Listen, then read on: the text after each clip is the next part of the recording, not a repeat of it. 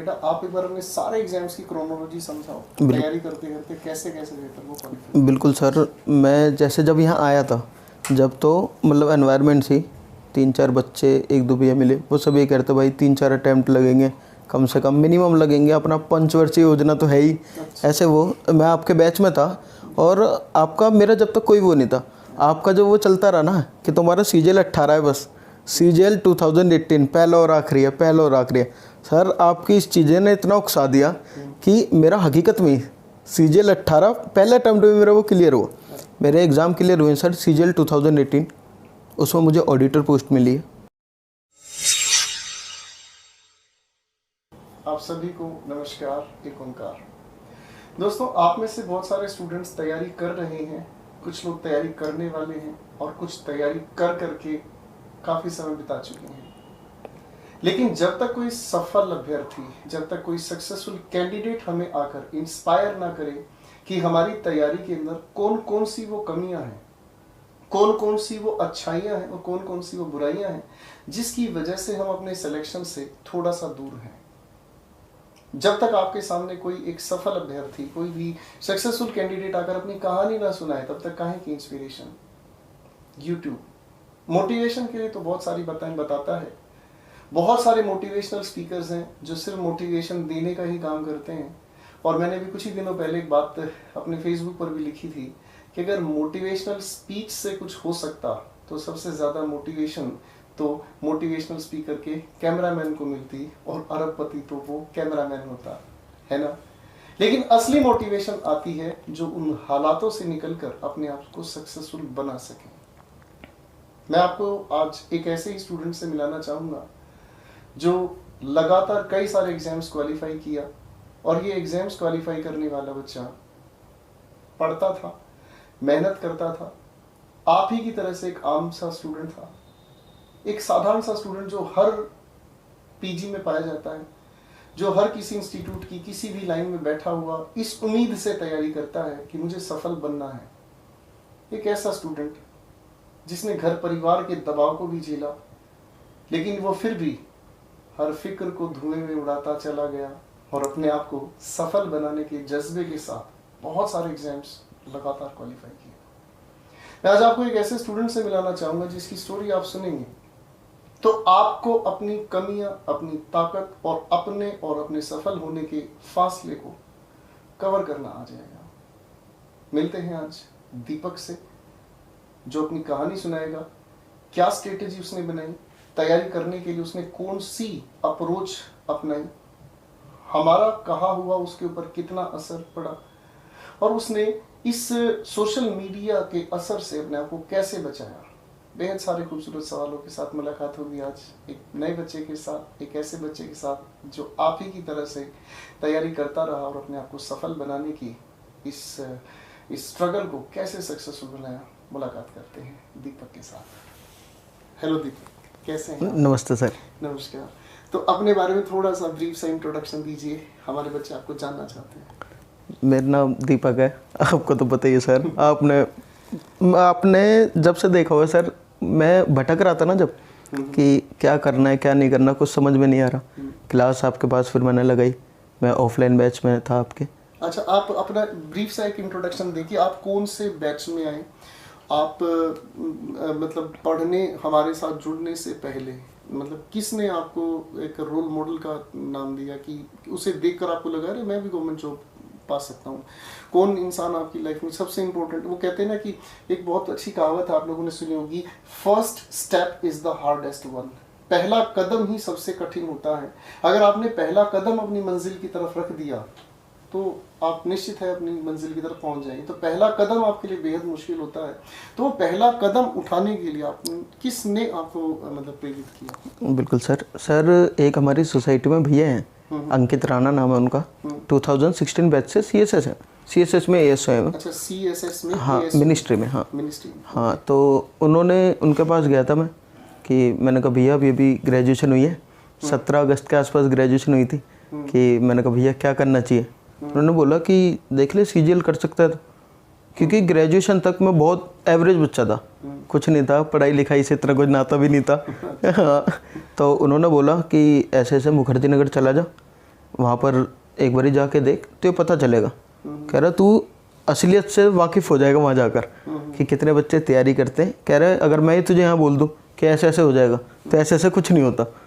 तो उन्होंने बताया, मैंने फिर उनसे टीचर वगैरह का वो करा, तो मैं भैया का उनका पहले ही क्लियर था कि अगर इंग्लिश में 150 ही नंबर लाने तो कह रहे बहुत टीचर्स हैं, टीचर्स की भी ज़रूरत नहीं है, तू एक बुक ले ले, कोई भी रूल्स वही है, क्योंकि इंग्लिश लैंग्वेज है वो चेंज तो होती नहीं है। हाँ, तो उन्होंने बोला कि मेंस भी है, अगर तुझे ये 180-90 का सफ़र तय करना है तो एक टीचर है, मैं भी उनसे ही पढ़ा हूँ मेंस में, गोपाल वर्मा सर। अच्छा। आप ठीक है। तो जब मैं आपके पास आया था सर। अच्छा। तो आप मुखर्जी नगर आए 2017 अगस्त सितंबर या सितंबर में आप मुखर्जी नगर आए। तो क्या हाल था मुखर्जी नगर? देखो मैं तो मुखर्जी नगर में ही पढ़ाता था हमेशा, ठीक है, और मुखर्जी नगर में काफ़ी समय मैंने दिया है और बहुत सारे स्टूडेंट्स भी पढ़ाए हैं। तो मैं अगर हकीकत बयां करूंगा तो मेरी हकीकत एक अलग होती है, ठीक है ना। जब मैं इसके लिए छोटा सा एग्जांपल देता हूँ, गाड़ी में जब ट्रैवल कर रहे होते हैं 4 लोग, एक चलाने वाला, एक साइड बैठने वाला, पिलियन जिसे कहते हैं, और 2 पैसेंजर्स पीछे बैठे हैं, चारों का अपना अलग एक्सपीरियंस होता है। चलाने वाला गाड़ी की चाल को समझता है, रोड को समझता है, हर चीज़ को समझता है। साइड बैठने वाले इंसान जो आगे बैठे पिलियन, उनका अलग पॉइंट ऑफ व्यू होता है, और जो पीछे बैठे हैं उनका बिल्कुल ही अलग पॉइंट ऑफ व्यू होता है। तो एज अ टीचर अगर मुझसे पूछा जाए तो मेरे एक्सपीरियंसेस बहुत अलग हो सकते हैं। आपका क्या एक्सपीरियंस था मुखर्जी नगर में? सर पहले तो मुखर्जी नगर में आते में भीड़ देख के डर गया था कि इतने जने तैयारी करेंगे और सीट गिनी चुनी है। पर सर धीरे धीरे वो सफ़र अपना चलता रहा। आप मिले, 1-2 जने और मिले, राकेश यादव सर मिले। अच्छा। मैं उनकी भी क्लास में 4th लाइन में नहीं बैठता था। अच्छा। हाँ, और जैसे मैं आपसे डिस्कस कर लेता था ना, मेरा डाउट है तो मैं अपना खड़े होकर पूछ लिया शर्माने नहीं क्लास में। ये सबसे बड़ी बात है, जो बच्चे को नहीं है अपना बेशर्म होना पड़ता है मतलब इस चीज़ के लिए। तो कि बच्चा ऑफलाइन क्लासेस में होता था कि बच्चा डाउट पूछने से बहुत डरता था कि टीचर डांट देगा, ये करेगा, ऐसा कुछ होता नहीं है बेसिकली। तो फिर उसके बाद आपके साथ और क्या हुआ? उसके बाद सर अपना बैच आपका चलता रहा, अपना बैच अपना फिनिश हुआ हमारा, मेरे ख्याल से अक्टूबर मिड में जाके ख़त्म हुआ था हमारा, क्योंकि सर आपने बहुत ही अपना आराम से चलते रहे। आखिरी का 1 महीना कॉम्प्रिहेंशन ही चलता रहा कि कॉम्प्रिहेंशन PQRS ऐसे ऐसे करने।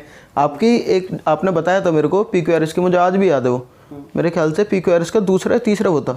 आपने बोला था कि लिंक करना आना चाहिए, कह रहे वरना आप सही नहीं कर सकते। कह रहे ये समझ के कि अगर सेंटेंस इससे शुरू हो रहा है तो इसके बाद अपना प्रेपोजिशन वगैरह देख के कि यही आना है, वो लिंक करना सर मेरे लिए बहुत बेनिफिशियल रहा। चलो अच्छा, तो फिर आपने ऑफलाइन कोचिंग ली, ठीक है, उसके बाद फिर आगे आप किस तरीके से अपनी तैयारी करते रहे? कितना टाइम टोटल, आप कितने घंटे दिन में पढ़ते थे? सर घंटों में कहना तो थोड़ा वो हो जाएगा, मैं अपना टारगेट रखता था वीक का, मंडे टू सैटरडे मैं बनाता था उसे। मेरे पास अब भी बहुत सारे फ़ोटो पड़े होंगे वो, मैंने वो बनाया। अगर सैटरडे तक मेरा वो टारगेट कंप्लीट नहीं हुआ तो सर मैं सैटरडे रात को घर नहीं जाता था। हाँ, कि मतलब मुझे वो नाइट सैटरडे ख़त्म होगा, मैं सोऊंगा जब मेरा वो टारगेट कंप्लीट हो जाए। अच्छा, मतलब आप अपना कोई टाइम टेबल नहीं बनाते थे, आप अपना वीक का पूरा प्लान? हाँ, वीक का बनाता था। 1 वीक में इतना करना है, ठीक है। चलो, तो मैं इंग्लिश पर ही लेके आता हूँ, बाकी की तो जानकारी मेरा बोलना सेंसिबल नहीं होगा। तो इंग्लिश में 1 सप्ताह की क्या डेडलाइन रखते थे? सर मैं रखता था कि 100 तो मुझे वोकैब डेली करनी है, 100 वोकैबुलरी आइटम्स डेली आपको करना है। वो ऐसे था कि मान लो मैं एंटोनिम्स शुरुआत में मैंने नहीं पढ़े थे, मुझे 50 करने थे सिनोनिम और अपना 50 वन वर्ड ये, और अगले दिन में 50 सिनोनिम और 50 इडियम्स, इस तरीके से करता था मैं। और ग्रामर में आपके मैंने सिर्फ नोट्स रिवाइज करता था, कुछ नहीं, क्योंकि मेरे नहीं सर मैंने कोई बुक नहीं पढ़ी ग्रामर की। अच्छा। बस जो आपके नोट्स थे मैंने वही पढ़े, मेरे पास आज भी रखा हुआ वो रजिस्टर स्पाइरल अब तो थोड़ा फटफट गया है, पर मैंने ग्रामर उसी से रिवाइज करी है अपना एंटायर उसमें। और मैंने जैसे आप क्लास में बताते थे ना, जिस उसमें हिंदी में एग्जाम्पल देके मजाक करके, मैंने वही लिखी हुई है कि सर ने ऐसे बताया हुआ है, उससे ही याद है मुझे। चलो, ये बड़ी अच्छी बात है कि आपने उन चीज़ों को बिल्कुल विजुअल इमेजरी के साथ सीखा कि क्लास के अंदर जैसे हम हंसी मजाक करते हैं कोई भी चीज़ का लेकर एक बड़ा प्यारा सा लिंक बन जाता है कोई भी चीज़ समझाने के लिए। जब वो टाइम था ना 2018 में, मैंने अपना फ़ोन रखा हुआ था, मेरे पास कीपैड वाला फ़ोन लेके जाता था मैं। पर अब ऐसा है कि हमें अपना ऑनलाइन क्लास भी लेनी है। ऑनलाइन क्लास और वैसे करियर हिल पर आप कब जुड़े? मैं करियर व्हील, ऑफलाइन में आप पढ़ चुके थे, तो करियर व्हील पर आपका करियर व्हील पे सर मैं 2019 में मेंस के लिए, मेंस के लिए थे। तो मेंस वाला बैच मैथ्स के लिए या इंग्लिश के लिए या दोनों के लिए? मैंने मैथ्स के लिए तो गगन सर का लिया था। गगन सर का? हाँ। अच्छा, ऑफलाइन आप राकेश यादव सर से पढ़ा हूँ मैं ऑफलाइन। अरे वाह, फिर तो आपने दोनों टेस्ट ले लिए, ठीक है ना, जहर भी पी लिया और प्यारे बच्चों भी। सर की वो लाइन बड़ी फेमस है, प्यारे बच्चों। तो अजीज हैं वो हर बच्चे के, वो बात अपने अपने सच है। तो आपने मैथ्स में प्रीलिम्स राकेश यादव सर से लिया, फिर मेंस के लिए आपने गगन सर से लिया। ठीक है। इंग्लिश के लिए दोबारा एडमिशन लिया आपने? सर थोड़ा सा बस ये था कि मेंस था, डर था, क्योंकि अगर 2000 सीजीएल 2018 को देखें तो मेरे थोड़े से कम नंबर इंग्लिश में रह गए थे। अच्छा, मैं आपके सारे एग्जाम्स जो क्वालिफाई हुए हैं वो सारे के सारे एग्जाम्स में आपसे पूछूंगा भी कि कौन सा पेपर कौन से सीक्वेंस में कैसे कैसे आपने दिया, ठीक है ना, ये मैं आपसे सारे के सारे पूछूंगा। तो बुक्स में आपने प्रीवियस ईयर कंसल्ट की? हाँ, प्रीवियस ईयर। और क्लास नोट्स प्रायर बस, हाँ, ग्रामर के लिए मैंने सिर्फ क्लास नोट्स। तो फिर इंग्लिश एक्यूमेन नहीं पढ़ी भाई? इंग्लिश एक्यूमेन अपना मेंस के टाइम पे मैंने वो कैब वगैरह पढ़ी थी, पर सर मेरे नोट्स सफिशिएंट थे, मुझे बुक की जरूरत नहीं पड़ी ग्रामर के लिए। अच्छा। हाँ। अच्छा, बच्चे अक्सर ये कहते हैं, मैं वैसे apart from the main topic मैं पूछता हूँ, एक्यूमेन आपने पढ़ी है, एक्यूमेन के बारे में बच्चों का जो रिव्यू है वो, मतलब जो मेरे को पर्सनली बच्चों ने मेल भी किया है, मैसेज भी किए हैं, बच्चे कहते हैं जो कि सर एक्यूमेन के अंदर जो क्वेश्चंस का लेवल है वो आपने बहुत ज़्यादा टफ दिया हुआ है, मतलब एक ग्रेजुअल है, चीज़ें बहुत आसान है, प्रीवियस ईयर पेपर क्वेश्चंस भी, और आपने बहुत लेवल टफ भी दिया है, आपको वो फील हुआ? सर ये कहना सही रहेगा कि जैसे पेपर का अगर हम देखेंगे, मैंने सीजीएल 2018 भी दिया, उसमें भी मेरी जॉब है, सीजीएल 2019 भी दिया। सर अपना ना हर साल अपना पेपर का लेवल थोड़ा थोड़ा बढ़ता जाता है। आपका ये आपने 3-4 साल तक का वो सेट करा हुआ है अभी तक। अच्छा। आगे तक का ये होती है अहेड ऑफ वंस टाइम, कि अपने वक्त से आगे तक का सोच के, तो उस हिसाब से एक्यूमेन ठीक है। हाँ, मतलब 4-5 साल तक वो आ गया है, वहां तक लेवल जब तक ही पहुंचेगा एसएससी का। ठीक है। तो अब इसके बाद मैं आपसे पूछना चाहूंगा, आपने जो पेपर अपने क्वालिफाई किए हैं सारे के सारे, उनको एक बार सीक्वेंस में बताएं। जैसे यू सेड इट 2017 में आप मेरे ऑफलाइन बैच में जुड़े। हाँ, ग्रेजुएशन होने के बाद मुझे याद है आप उसी टाइम राकेश यादव सर के बैच में मैथ्स में जुड़े, तो मतलब आपका 3 घंटा मैथ्स इंग्लिश दोनों आराम से कंज्यूम करता था सर ज़्यादा, क्योंकि अपना मेरी आदत थी, मैं सर के सामने ही, आपके में भी बैठता था, आपके सामने ही राकेश यादव गई, तो हमारा बैच होता था 2 बजे से मैथ्स का, 2 से 5 तक, तो 1:30 बजे जाना पड़ता था, क्योंकि मेरे डाउट्स आते हैं और सर मैं अपना रुक नहीं सकता, अगर डाउट है ना फिर ऐसा हो जाएगा कि वो बनता ही रहेगा, तो मैं तो क्लास में खड़े होकर मैंने कहा सर समझ में नहीं आ रहा, ओके एक बार और बता दो, तो ऐसा वो रहा, तो मुझे 1:30 बजे जाना पड़ता था, क्योंकि बहुत भीड़ होती थी सर की क्लास में, आपके में भी अपना नीचे तक लाइन लगती थी। वो जमाना तो चला गया। खैर, भीड़ का यही होता था कि उस भीड़ में मतलब बच्चे आते थे एक रॉ मटेरियल की तरह से, और जो बच्चा उस भीड़ में ये बैठकर मतलब ये सोचकर बैठता था ना कि मैं हूँ वो टीचर है और उस टीचर का पढ़ाया हुआ कंटेंट, इन 3 चीजों को कोऑर्डिनेट करके एक ट्रायंगल अगर बन गई तो सक्सेसफुल होंगे। सर मैं रॉ मटेरियल ही आया था, आपने फिनिश प्रोडक्ट बनाया। जो ये सोच के चलता है ना कि क्लास के अंदर टीचर पढ़ा रहा है, मैं पढ़ रहा हूँ, जो कंटेंट है मेरे लिए वो वर्थ कर रहा है। हाँ बस। और अगर ये कोई सोच लेना और इतनी भीड़ में मेरा सिलेक्शन कहाँ होगा, ये ऑफलाइन की कहानी बता रहा हूँ। आज करियर विल ऐप पर एक बैच में बहुत सारी संख्या में बच्चे पढ़ते हैं एक बैच में, ठीक है। अब इतने सारे बच्चों में अगर कोई ये बच्चा सोच ले, कई बार क्लास में भी चलती क्लास में बच्चा अक्सर पूछ लेता है सर कितने बच्चे लाइव पढ़ रहे हैं, मैं कभी भी नहीं बोलता ये चीज़, ठीक है ना जी, कभी भी इसलिए नहीं बोलता क्योंकि बहुत सारे बच्चे इस चीज़ को लेकर डिस्करेज्ड फील होते हैं, अरे यार इतने सारे बच्चों में मेरा कहाँ सिलेक्शन। सर बिल्कुल सही बात कर रहे हो। एक वो कहते हैं ना बेसिकली क्लास के अंदर 3 तरह के रिलेशन होते हैं, ठीक है ना, एक टीचर प्यूपिल, एक टीचर प्यूपिल्स, ठीक है, और एक प्यूपिल प्यूपिल, प्यूपिल मींस स्टूडेंट हो गया। 3 तरह के रिलेशन होते हैं कि टीचर एक इंडिविजुअल स्टूडेंट से कैसे इंटरेक्ट करे, ठीक है, और दूसरा हो गया कि एक टीचर सभी स्टूडेंट से कैसे इंटरेक्ट करे और आपस में स्टूडेंट कैसे इंटरेक्ट करे। तो जो इन तीनों चीजों को मेंटेन करके चलता है बच्चा, जो ध्यान रखता है कि मेरे को एक्चुअल में फोकस कहाँ करना है, वो उस चीज को प्रोडक्टिव बनाता है। तो अब हम जानेंगे इस बच्चे ने कौन कौन से पेपर कैसे कैसे सीक्वेंस में तैयार किए हैं, ठीक है। एक छोटी सी चाय मैं ले लेता हूँ, फिर मैं ये चीज आपको बताऊंगा, ठीक है। तो चाय के बाद अब मैं कहानी को थोड़ा सा आगे बढ़ाता हूँ। अब आपके दिलों में जो सवाल है वो सवाल मैं इस बच्चे से पूछूंगा कि आखिर कौन कौन से एग्जाम्स इस बच्चे ने तैयार किए हैं, मतलब आई मीन क्वालिफाई किए हैं, ठीक है। और इसकी तैयारी, जो मैं हमेशा कहता हूँ अब की बार आखिरी बार, वो जो तैयारी है इसे कैसे, मतलब इसने उस चीज़ को घुमाया और उस पूरी तैयारी से एक ही बार और आखिरी बार सोचे हर एग्जाम कैसे क्वालिफाई किया। तो बेटा आप एक बार हमें सारे एग्जाम्स की क्रोनोलॉजी समझाओ, तैयारी करते करते कैसे कैसे गए तक वो क्वालिफाई। बिल्कुल सर, मैं जैसे जब यहाँ आया था, जब तो मतलब एनवायरनमेंट थी, 3-4 बच्चे एक दो भैया मिले, वो सब ये कहते भाई 3-4 अटैम्प्ट लगेंगे, कम से कम मिनिमम लगेंगे, अपना पंचवर्षीय योजना तो है ही। ऐसे वो मैं आपके बैच में था और आपका मेरा जब तक कोई वो नहीं था, आपका जो वो चलता रहा ना कि तुम्हारा CGL 18 है, बस CGL 2018 पहला और आखिरी है, पहला और आखिरी है। सर आपकी इस चीज़ें ने इतना उकसा दिया कि मेरा हकीकत में CGL 18 पहले अटैम्प्ट में मेरा वो क्लियर हुआ। मेरे एग्ज़ाम क्लियर हुए सर CGL 2018, उसमें मुझे ऑडिटर पोस्ट मिली है। उसके इंग्लिश का स्कोर क्या था आपका? सर उसमें मेरे इंग्लिश में 175 थे। 175। हाँ, उसमें मैंने इसीलिए आपका वो मेंस का बैच लिया था इस बार CGL 2019 में, क्योंकि मुझे ऐसा लगा कि 5-10 नंबर की कमी है मेंस और मुझे कुछ ना कुछ करना चाहिए उसके लिए, इम्प्रूवमेंट के लिए। उसके बाद सर मेरा CHSL 2018 क्लियर हुआ, जिसकी मैंने टाइपिंग और DV स्किप करा क्योंकि मुझे CGL मिल गया। तो उस चीज़ का कोई वो नहीं है कि मैं सबके आगे कहने के लिए वो ज्वाइनिंग लेटर दिखाऊँ, सीट वेस्ट नहीं करी मैंने इसीलिए CHSL की। उसके बाद सर मेरा CGL 2019 में स्कोर बताया तो था मैंने, 191 मेरे प्री में थे, मैथ्स में मेरे 195 है आउट ऑफ 200 रॉ स्कोर 16 नवंबर वाली शिफ्ट में।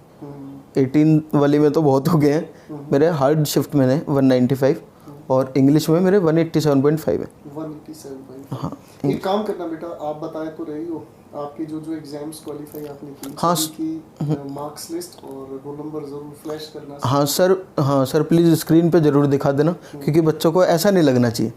वो स्कोर कार्ड देखेंगे, मेरे बोलने से भी ज़्यादा वो रिफ्लेक्ट ज़्यादा करेंगे स्कोर कार्ड, वो देखेंगे तो सारे रोल नंबर, एफकेट वगैरह सारी क्रोनोलॉजी। हाँ एफकेट तो सर बस मैं आपका बैच में पढ़ रहा था और उसके बाद आपने बोलोगे सारे फॉर्म्स बनने हैं, क्योंकि एक तैयारी होती है, कह रहे इंग्लिश अपना सब्जेक्ट है, हर पेपर की वही तैयारी है। सर मैंने आपके बैच में चलते हुए एफकेट भरा था और मेरा एफकेट भी क्लियर हुआ था सर 2018 में। 2018 हाँ, और एफकेट में कितना क्या स्कोर टोटल, क्या आपका स्कोर? मेरा टोटल 180 का अराउंड था, 180 आउट ऑफ 300। 300।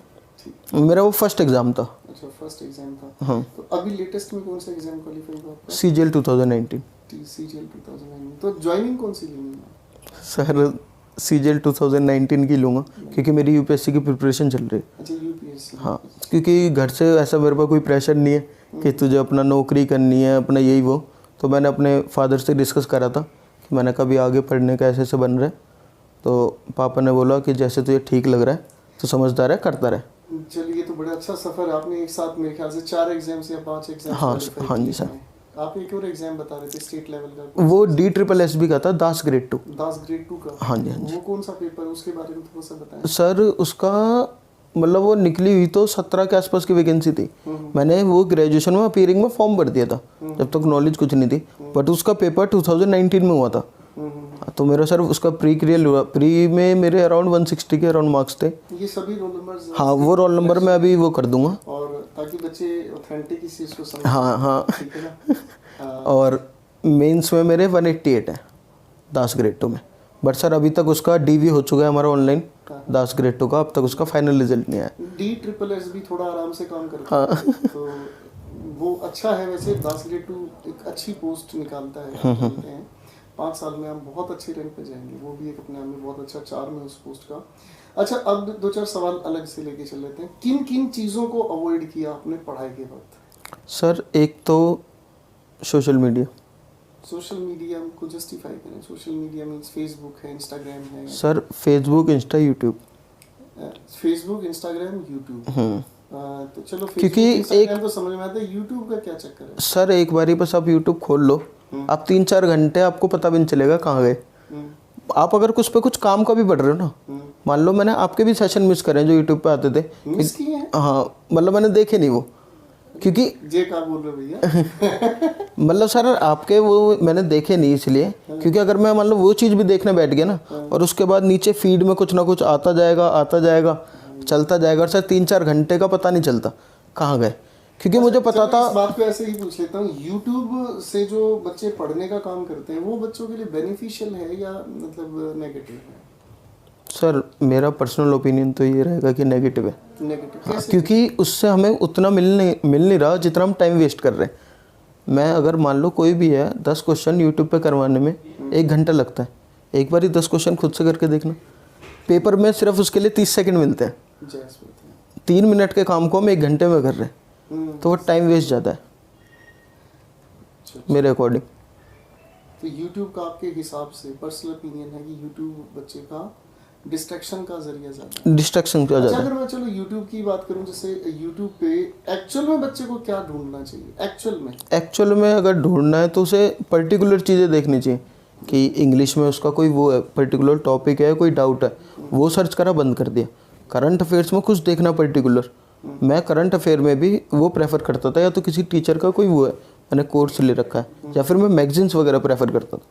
तो पर्टिकुलर जाएंगे तो ज़्यादा बढ़िया रहेगा, वरना यूट्यूब तो टाइम ही खाता है। यूट्यूब टाइम खाता है। चलिए ठीक है। तो जब आपने अपनी तैयारी की, इस तैयारी में मतलब आपका ये जो तैयारी करने का सफ़र है, आपके फ्रेंड्स का क्या रोल रहा? क्योंकि बहुत सारे बच्चे ऐसे हैं जो पढ़ रहे होते हैं बेटा, और पढ़ते पढ़ते उनके फ्रेंड्स कहीं ना कहीं उनको डिमोरलाइज करते हैं। मैं इस बात को थोड़ा आसान भाषा में बताता हूँ। मुखर्जी नगर में हम क्लास में जब ऑफलाइन पढ़ाते थे, तो ऑफलाइन पढ़ाते वक्त हमसे ज़्यादा ज्ञानी लोग चाय के ठेले पर मिलते थे। हमसे ज़्यादा ज्ञानी लोग चाय के ठेले पर मिलते थे। वो बच्चों को आपस में बैठ के चाय जब पीते थे तो वो बड़ी ज्ञानी बातें बताते थे, अरे यार ये चीज़ ऐसे मत पढ़ो, वैसे पढ़, और बच्चा क्लोजली मतलब उन चीज़ों को ऑब्जर्व करता था और मान भी लेता था, हाँ यार ये पढ़ रहा है तो ठीक ही पढ़ रहा होगा। तो आपके फ्रेंड सर्कल का क्या मतलब आप पर? सर मेरे वैसे सर्कल जो थे जो यहीं आके मुझे मिले वो तो मेरे टूट गए थे, क्योंकि मैं इतना टाइम वेस्ट नहीं कर पाता था कि मैं चाय पीने जा रहा हूँ और 2 घंटे में आ रहा हूँ। सर उस चीज़ का कोई फ़ायदा नहीं था, मेरे पूरे दिन की वो एफिशिएंसी ख़राब हो जाती थी, क्योंकि मैं जो 5-5 मिनट अपने बचा रहा था पढ़ने के लिए, वो एक बार 2 घंटे चाय पीने में पूरे दिन का वो ख़राब हो जाता था। पर एक मेरा बहुत अच्छा दोस्त है आशीष चौधरी, आपने देखा होगा सर उसे, उसका बहुत बड़ा रोल रहा। उसने हर टाइम मेरे को ऐसे सपोर्ट करा है कि दीपक हो जाएगा। आपके साथ बैच में? हाँ बैच में भी था। अब उसका क्या रिजल्ट है? अब उसका एक स्टेनो का पेपर क्लियर हुआ है, स्टेनोग्राफर का, एसएससी। एक्चुअली उसका थोड़ा मैथ्स वीक है, बाकी उसका सारा स्टेनोग्राफर का वो हो गया है। और ये वाला जो अभी पेपर होगा उसका एक और देगा वो रैंक इम्प्रूव करने के लिए।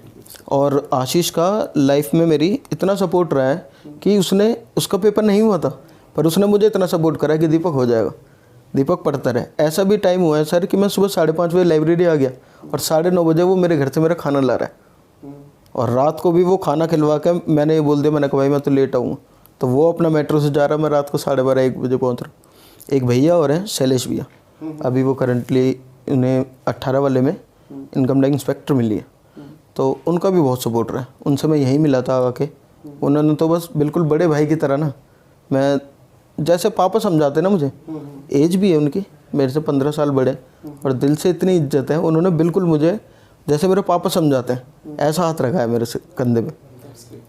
यानी कि कोई ना कोई ऐसे इंसान आपकी लाइफ में ज़रूर रहा है जो आपको मतलब एक सक्सेस पिलर की तरह आपको सपोर्ट करता है।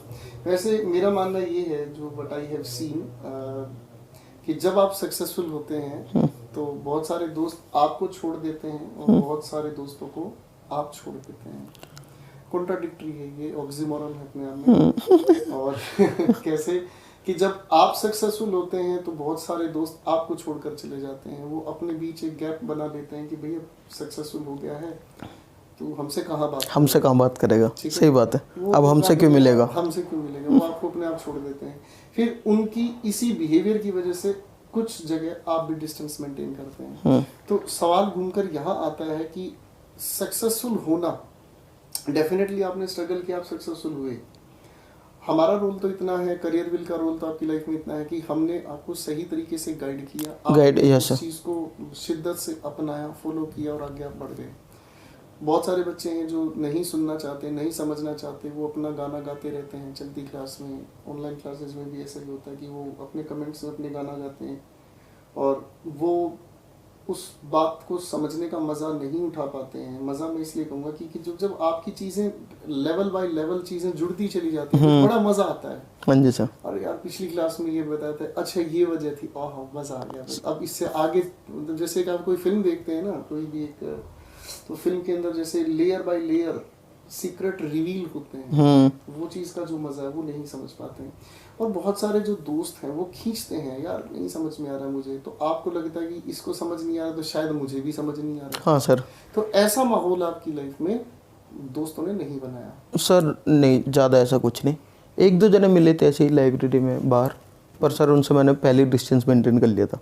तो ये तो वो ज़्यादा वो नहीं, नेगेटिव रिजल्ट आने से पहले नेगेटिव लोगों को जिंदगी से हटा दो। ये बहुत अच्छी बात है कि नेगेटिव रिजल्ट आने से पहले नेगेटिव लोगों को अगर हम थोड़ा सा साइड कर दें, देखो या तो वो आपकी बात समझ लें या फिर आप अपने आप को समझा लो कि भैया मैं इनको समझा नहीं पाऊंगा, इससे बेटर ये है कि मैं अपने आप को समझाकर अपनी डायरेक्शन, पढ़ाई, अपना सिलेक्शन की तरफ बढ़ जाऊँ। That's a good point. तो चलो, सफर में दोस्तों का और परिवार का बहुत बड़ा रोल है सर। ठीक है। मेरे फादर शुरुआत से सपोर्टिव रहे ना। सर मेरा पहला टाइम 2018 ही है, बट इसमें वो केस वगैरह के चक्कर में टाइम तो 2.5 से 3 साल का लग गया।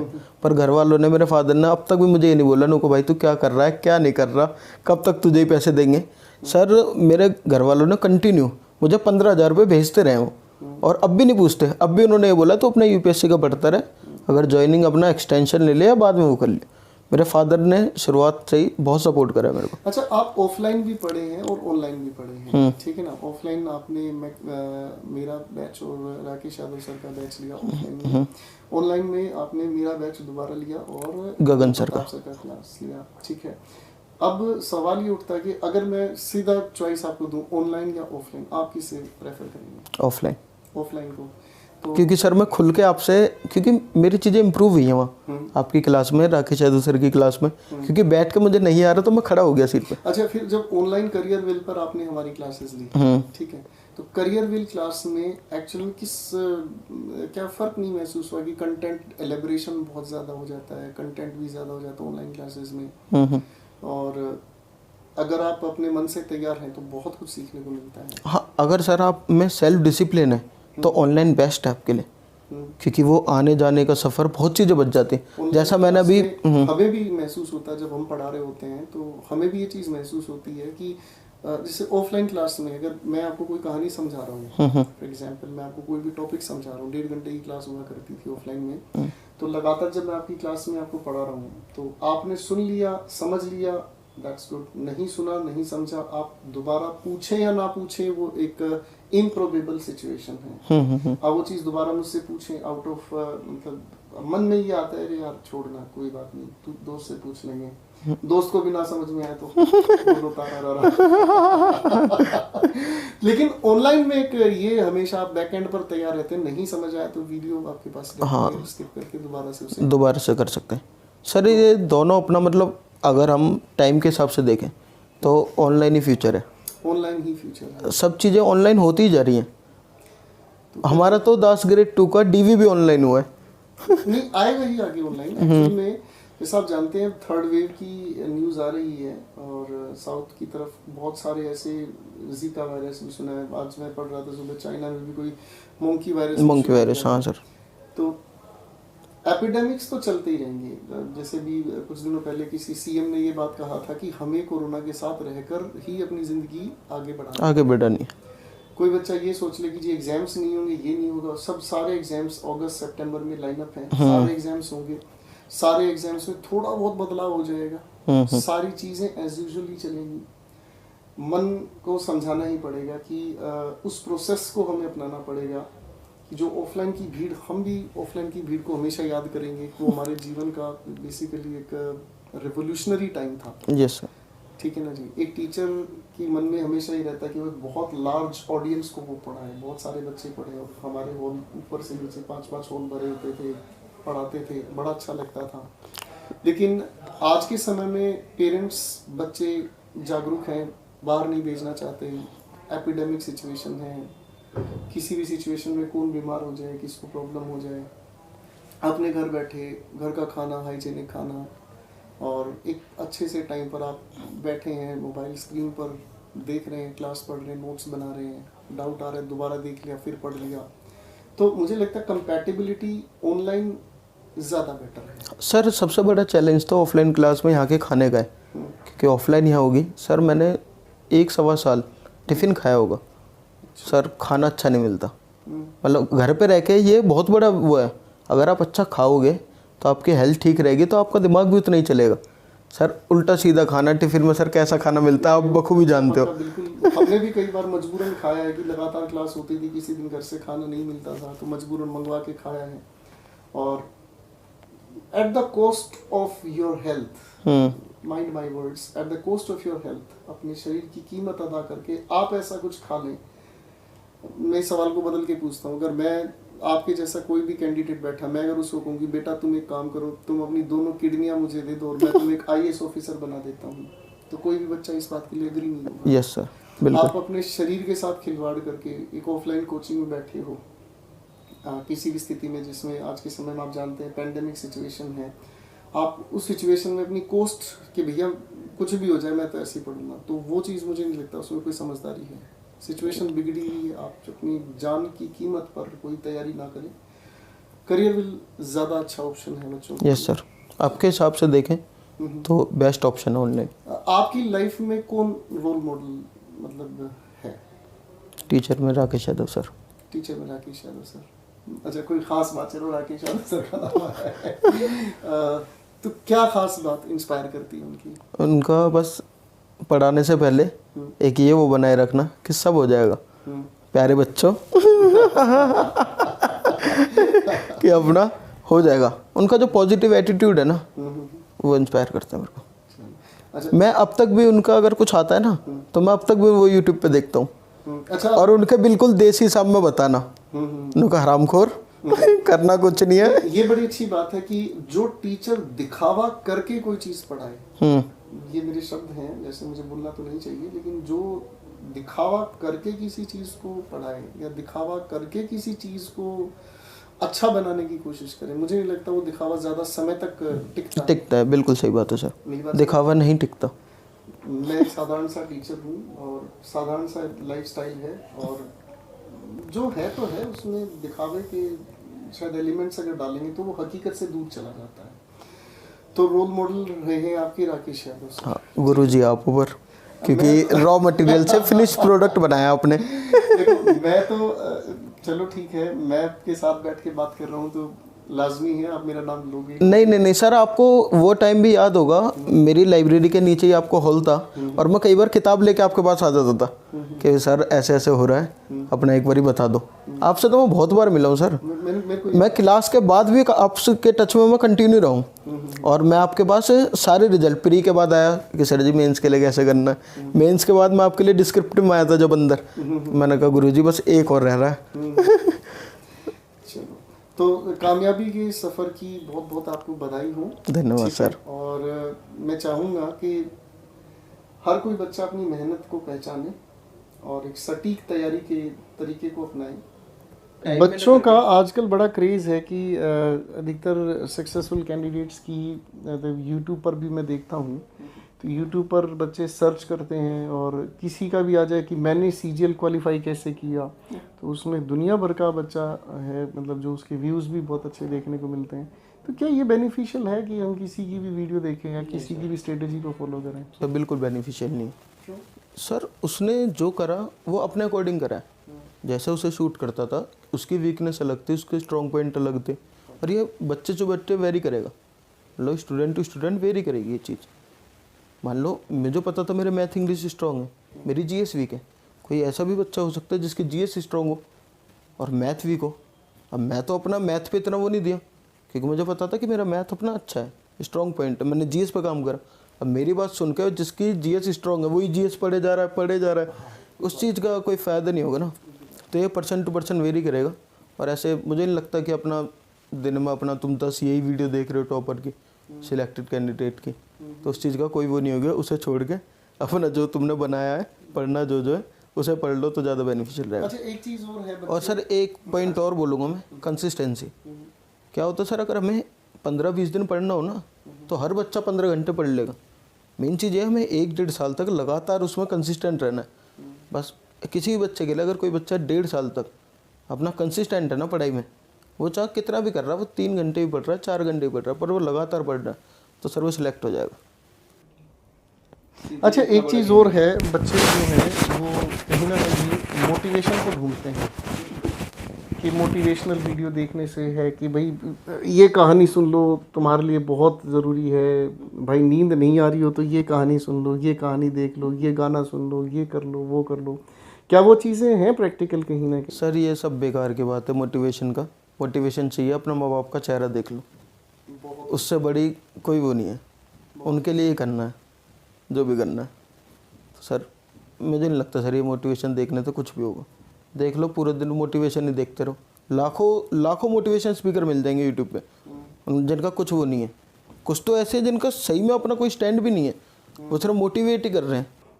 अच्छा ये खूबसूरत बात सुनने को मिली कि जिनका स्टैंड नहीं हो मोटिवेट कर रहे हैं। मतलब इसका कोई आपके as a student if I ask you, क्योंकि पर्सनली मैं भी इस मोटिवेशन वाले एरिया में कभी जाता नहीं हूँ, क्योंकि ये मेरा मानना है कि आपको भूख लगी, आपके सामने खाना है, खाना उठाओ, खाना खाओ, दैट्स इट। आपको सिलेक्शन लेना है, किताबें आपके सामने रखी हैं, आप उठाओ पढ़ाओ, ठीक है ना। मतलब आप उसे पढ़ो, उसे अच्छे से समझने का काम करो। टीचर एफिशिएंट है आपका, जिससे भी आप पढ़ रहे हैं, डजेंट मैटर, किसी भी टीचर से आप पढ़ रहे हैं, वो पढ़ा रहा है पूरा 100% उसमें दे रहा है। आप उस चीज़ को बड़े ध्यान से देखो, उसको एनालिटिकल तरीके से विश्लेषण करो, हर चीज़ को हिस्सों में बांट कर उसे सिंथेसाइज करो। आप अगर ऐसे चल रहे हैं तो फिर आपको ये बातें, मेरे ख्याल से इनमें कोई असर नहीं बचता है कि भाई डिसिप्लिन कैसे मेंटेन किया आपने सर मेरे या फ्लेक्सिबिलिटी ही आपका डिसिप्लिन था कि मेरा जब मन किया मैंने खूब पढ़ाई की, नहीं मन किया सोना है तो सोना है, लाइक दैट? सर मेरा यही था, पर जैसे मेरे ये भी चेंज होता रहा। जैसे मेंस में अभी 1 महीना है तो मैं 4 घंटे अपना बेड पे सोया, 2 घंटे लाइब्रेरी में सो गया अपना चेयर पे। मतलब उस तरीके से मैंने वो चीज़ मैनेज करी। एंड सर एक चीज़ और मैं ऐड करना चाहूँगा, मॉक टेस्ट।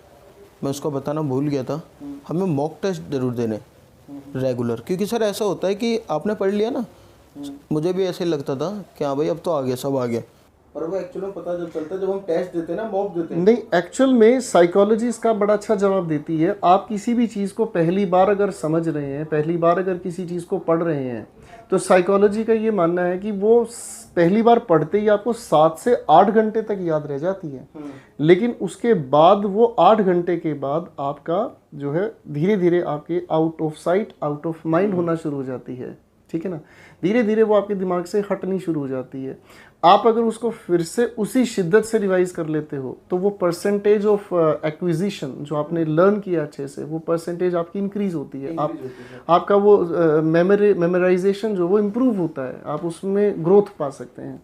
और कोई ये सोचे कि एक बार समझ लिया अब तो मैं भैया बहुत बड़ा इंसान हो गया, मेरे को समझ, वो डैमेज करने वाली बात। उस चीज़ का सर पता जब चलता है, अगर हम मॉक देते ना, मान लो बच्चे ने कोई भी चैप्टर ले लो, पढ़ लिया, एक बार पढ़ लिया, उसके बाद उसे लगता है कि हाँ भाई ये मेरा हो गया, अब इसे देखना नहीं, पर अगर वो मॉक देने बैठता है तो उसी चैप्टर का बेसिक क्वेश्चन उससे सॉल्व नहीं होता। 100% है।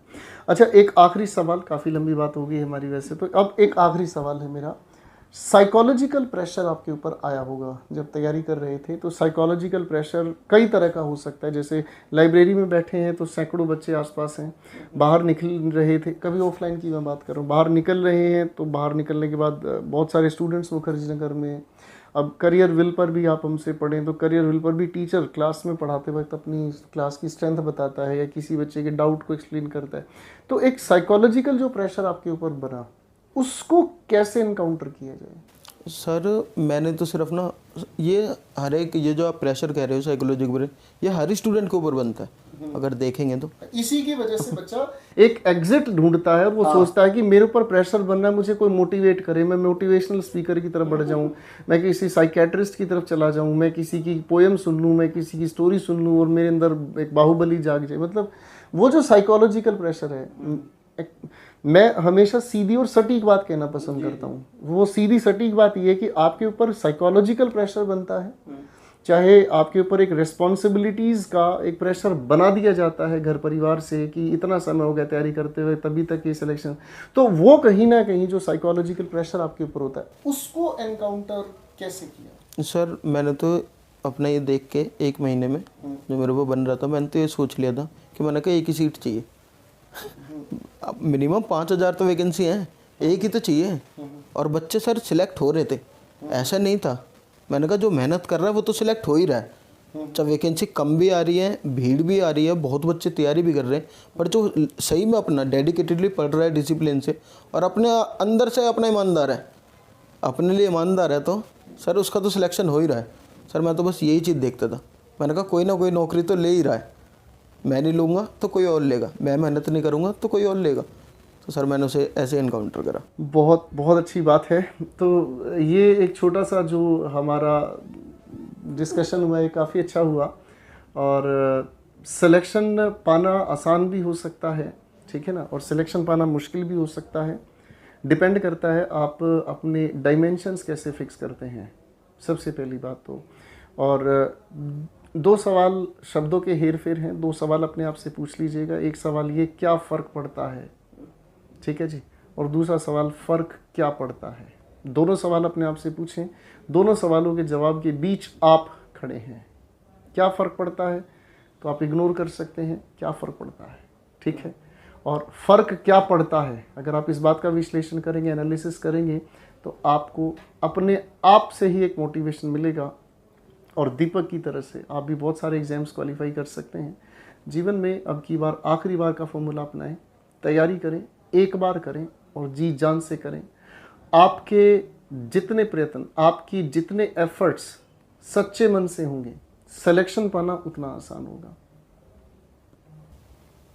इसी बातचीत के साथ बस मैं आप लोगों के साथ ये बात रोकना चाहूँगा। Thank you Deepak, thank you so much, ठीक है। और मैं हमेशा बच्चों को कहता हूँ कि भाई सिलेक्शन होने के बाद चाय मैं पिलाऊंगा, तो एक चाय फिर से हमारी होगी। आप लोगों के साथ इतना ही सफ़र है। हो सकता है अगली बार दीपक की जगह आप मेरे साथ बैठे होंगे और चाय पियेंगे और अपनी सक्सेस स्टोरी बच्चों को सुनाएंगे। Thank you very much. एक ओंकार। थैंक यू दीपक बेटा। नमस्ते सर।